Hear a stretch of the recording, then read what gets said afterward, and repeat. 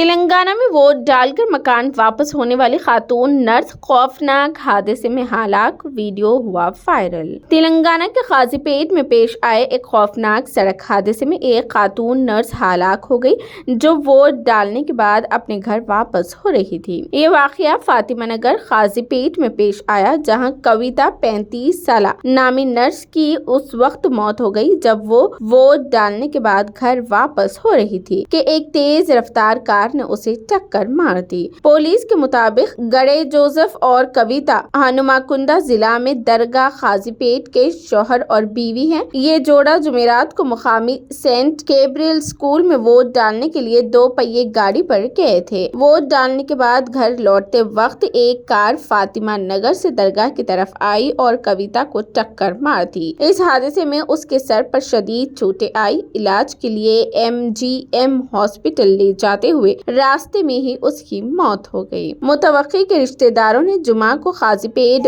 برج پر نعش کے ساتھ احتجاج کیا اور ایکسائز CI کے بیٹے وامسی کے خلاف کارروائی کا مطالبہ کیا جس نے لاپرواہی سے کار چلائی تھی۔ قاضی پیٹ پولیس انسپکٹر راجو نے معاملہ درج کر لیا ہے اور واقعے کی تحقیقات کر رہے ہیں۔